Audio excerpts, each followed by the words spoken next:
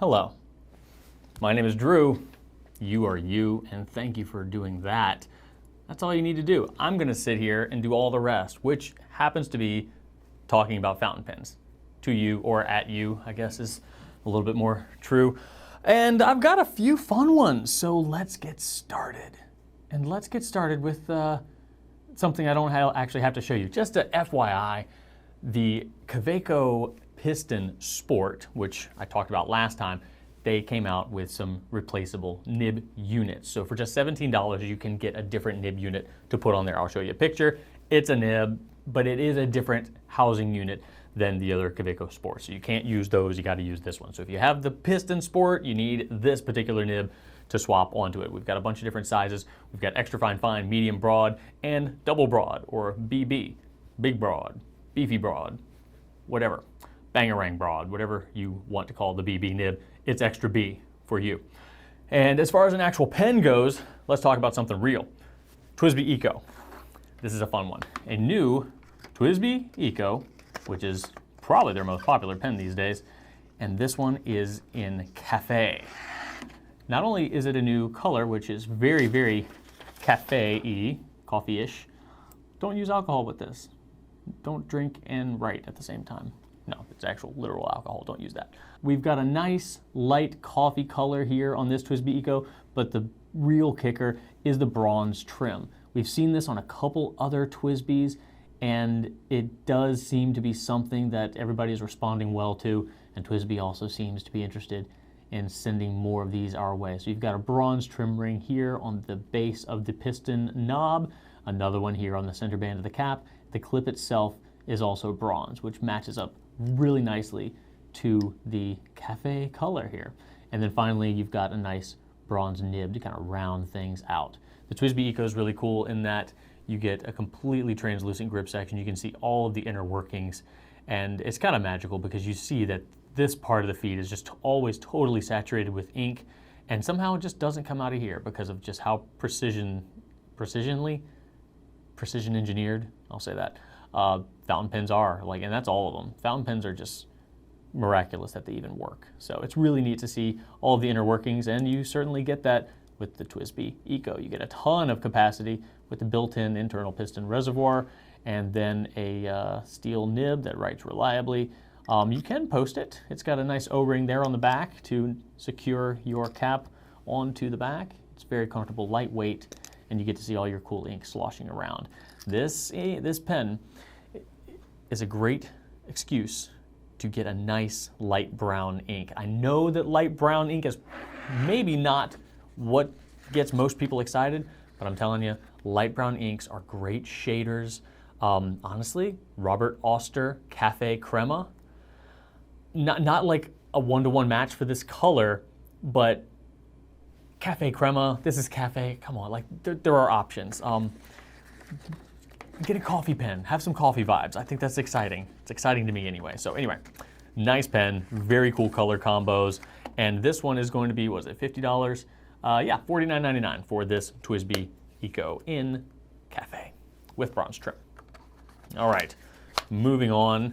We're going to talk about some BENU pens, two BENU pens, and these are talismans, and we've got Lily of the Incas and Frankincense. And both of them are here with us, and look at that. Y'all, these pens are so BENU. I consider the Talisman to be the BENU flagship pen. It's probably not their most popular model. I think the Euphoria might be, but this one I consider to be, and this is just my opinion, but they incorporate the actual element of the talisman, in this case, frankincense and Lily of the Incas, which is a flower and a spice, or an incense. They put them in the actual resin, and that goes the same with the Edelweiss pen that they have, or the four-leaf clover. They got actual four-leaf clover, and I'm not talking about the little four-leaf clover shaped glitter bits that they put in there. No, that's confetti. They actually did find four-leaf clovers or buy them on bulk. I don't know, but they're in there. They're always in there. So if you get a talisman, that means that the actual element, which is usually some sort of herb or object, mineral, somehow related to old school mysticism or magic, is actually in the resin. They do that, and that's why I consider this the flagship pen for BENU, is just because it is so very BENU. This is just what they do. And let me just go one step further and show you some of what's in the box here to just really drive my point home today, folks. This is what is packaged with the Lily of the Incas pen, and you get a whole story of why Lily of the Incas is important, what meaning it had, why it was considered to be a talisman, to which culture, when, and this is the level of how they do things. They do not just say, hey, let's do a pink and black pen, and what's pink and black, and let's call it that. Like, no. They go all out. And here we got the same thing for frankincense. So this is a whole story. There's so much meaning as to why these pens are chosen, and they don't just kind of come up with a concept and then let the pen do the talking. Like, they want to take the storytelling from beginning, middle to end. And the pen itself, obviously, even if you do not care for the story or the meaning, there's no other pen that looks like these out there. And you can say that with a lot of pens from BENU. So you see that you do have a, intermittently faceted barrel, both on the barrel and on the cap. Very unique shape. Again, nothing else like it in the industry. You've got the BENU filled logo there on both pens, and then both pens are going to post easily and securely as well. These are cartridge converter pens.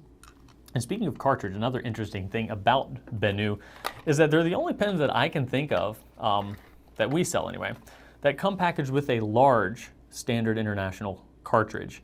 This is, easily twice the length of a standard cartridge that comes with most pen, but the opening is the same, but obviously it's super long. So I don't know. It's not a deal breaker or probably any reason someone would choose to buy a BENU, but it's interesting and not something you see very often. Some people even forget that these long cartridges exist. So here is frankincense. Again, this is definitely copper. It'd be a disservice to just call it brown. There's a lot more going on here. And it really is a lovely pen. These are holographic bits of sparkle in confetti in here. And then we've got this kind of marigold and copper situation happening. It would be, you could call it brown and yellow if you wanted to, but zooming in, you really do see that there's some complexity here within both colors. And there's a lot more to get excited about. The depth of these materials are always striking. BENU never really phones it in on that. So even what you might think is flat yellow isn't at all. There's definitely a depth and a pearlescence to it. Both feature German-made Schmidt nibs, and both bring something strikingly different to the table in terms of design and colorway. Both of these pens are going to be $162, and they are available now. I don't know how long they'll last. I don't believe they're limited, but yeah. Why not get them now if you want them? Why not? I believe the Goulet Pen Company is a pretty good place to buy them too. That's what I've heard. I don't know. All of the pens I mentioned here today will be linked down below in the description of this video, so that if you did want to learn more or wanted to buy something, you could. Stickers. Let's talk about stickers. For just $4, speaking about BENU anyway, for just $4, you can get these. Look at this. We've got a coffee dragon and a tea dragon. These are both designed by Mary Nye, and they are absolutely outstanding. So these are somewhat companion pieces to the dragon stickers that we currently offer. However, these we have chosen to feature some of our exclusive BENU pens. You'll see that the tea dragon is partnered here, taking a nice, relaxing, bath, but chilling out with the Earl Grey BENU Euphoria, which is an exclusive of ours currently being sold. I'll show you a picture. And it is a semi-holographic. You can see that there's a vaporwave finish here. It's very subtle, but you do get it. It does pop a little bit, and I think it's pretty cool. So, joining the tea dragon is the coffee dragon, and that dragon is cozying up with the BENU Iced Caramel Latte Euphoria, which was one of our first refreshment series that we've partnered with BENU on. And honestly, if you own either of these pens, I think you kind of have to get these stickers, right? You kind of, you know, you don't have a choice. You gotta, they're $4. We're not like looking to make money off of them, but they're there if you need them. I think they're exciting. I think they're freaking adorable. So these are available now. Coffee Dragon, Tea Dragon, $4 on the Goulet Pen Company website. Obviously, they're exclusive to us, so we're the only place you can get them. So why not? Next time you buy something, grab a dragon. And we still do have the other dragons too. We have the Grail Pen Dragon and the Pen Horde Dragon. So another reason, if you got the other two dragons, they need friends. So like, do it for your dragons. Coffee and tea. Or if you like coffee, or if you like tea. If you like things, you should probably buy these stickers. Okay, enough about that, Drew.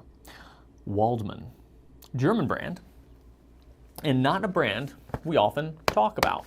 But we've got two new pens from Waldmann, and I'm going to show you. We've got the Commander, and we've got the Tuscany? Tuscany? Tuscany. All right, which one is this? We don't know. We're going to take a look. So, first of all, it's a pretty sharp looking box. We've got a nice metal piece here. That is my thumb. Don't put your thumb in the joint of the box. It doesn't feel nice. And there we've got the actual pen. So we're going to look at the Tuscany first. This is the chocolate with rose gold Tuscany. And, you know, if you look at it here, it's going to be a little hard to see because the chocolate isn't really coming through. I will show you some much better images here that you can take a look at. This is what the pen looks like. It is actually dark, dark brown. And Glenn's lighting is much better than mine here with my phone. And here we have the actual pen. So we've got a rose gold trim situation here. We've got a gorgeous gold nib, and this is 18 karat gold. And this is a cartridge converter pen.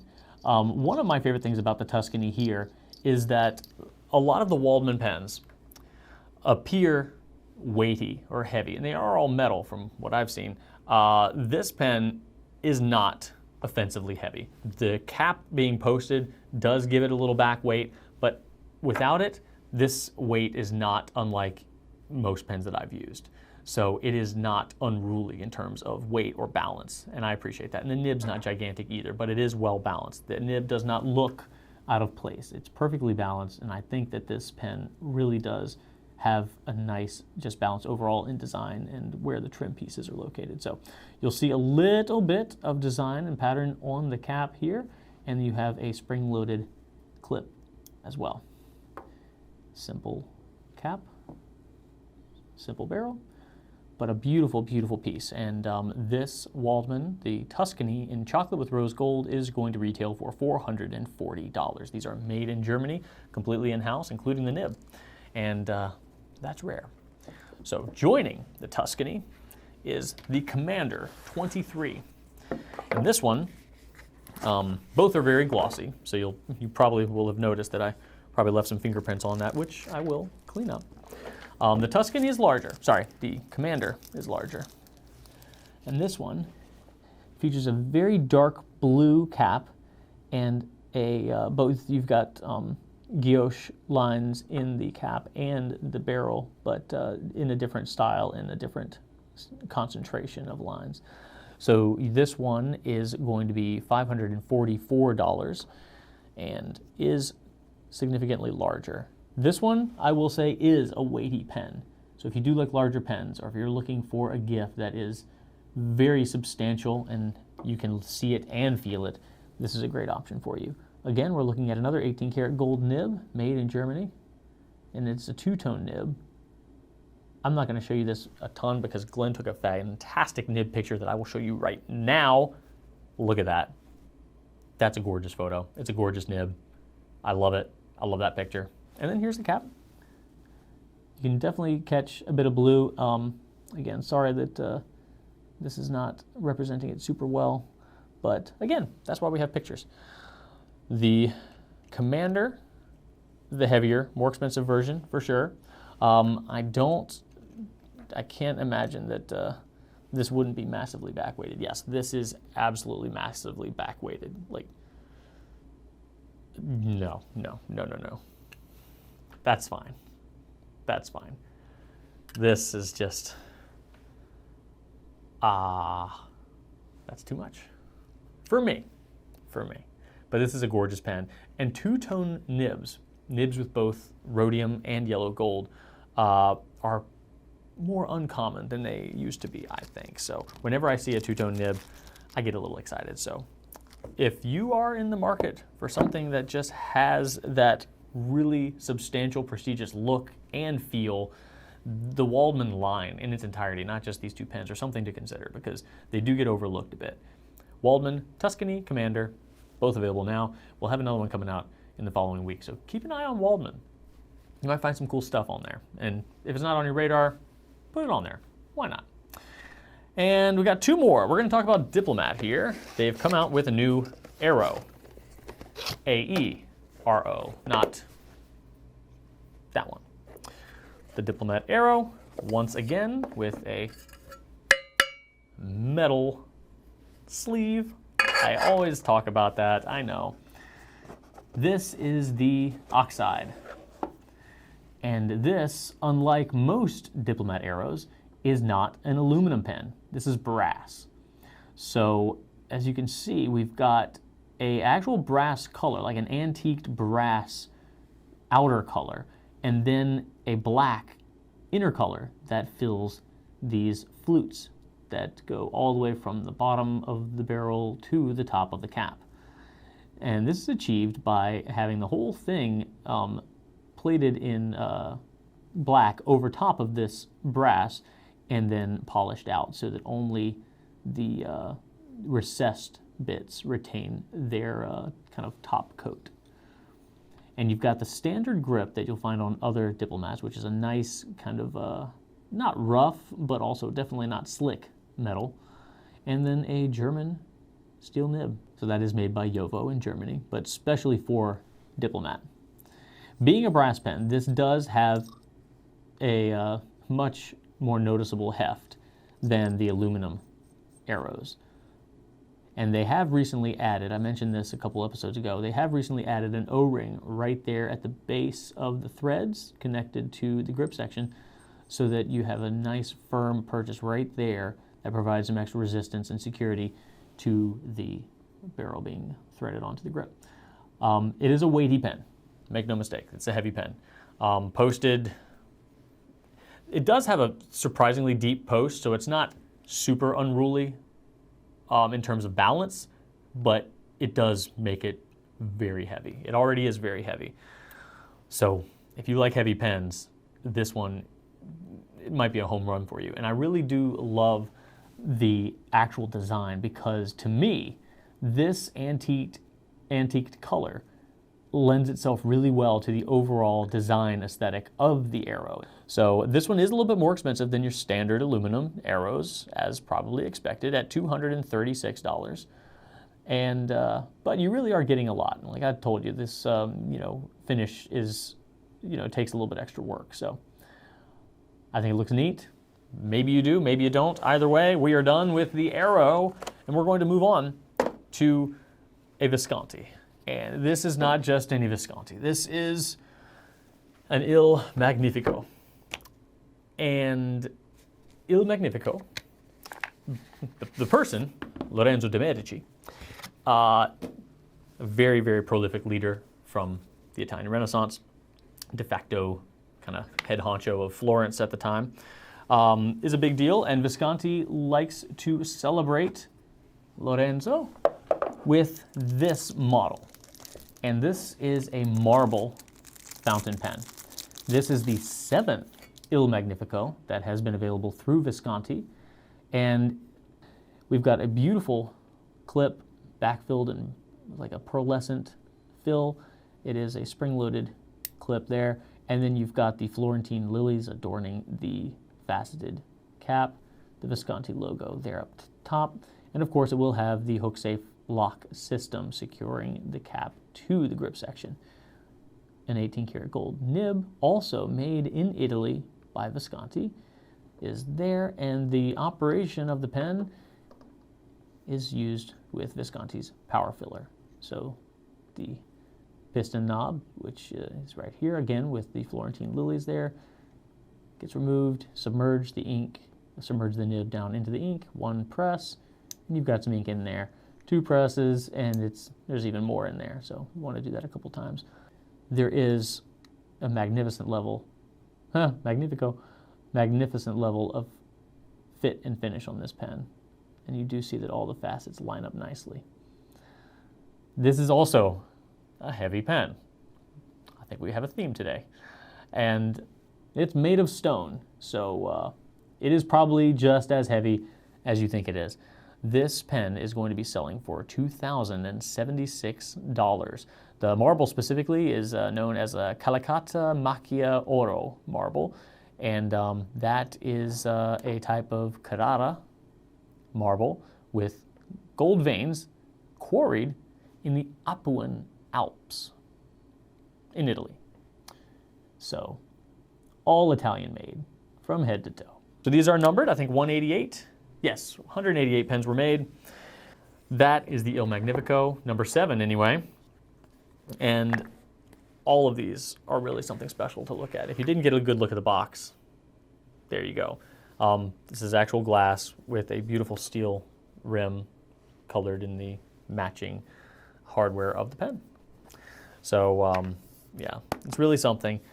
You do get what you pay for in this case. And I love the fact that, you know, I mean, $2,000 is a ton of money, but with this pen, being really the only one of its kind, you can actually wrap your head around why it's priced the way it's priced. Like, if you think about the labor that it takes to kind of create something like this, 100% in Italy, using Italian labor, with an Italian company, like, yeah, that makes sense. I love it when I can point to things on a fountain pen and say, yes, this is why it's this expensive. It's just, you know, as someone who sells fountain pens, that's always a nice bonus. All right, Drew, we're done. Those are the pens for this week, the week of April 22nd, in fact. Thank you once again for taking some of the time out of your day and spending it with me. So I appreciate it. I appreciate you, and hope you have a wonderful day. Have fun. Right on.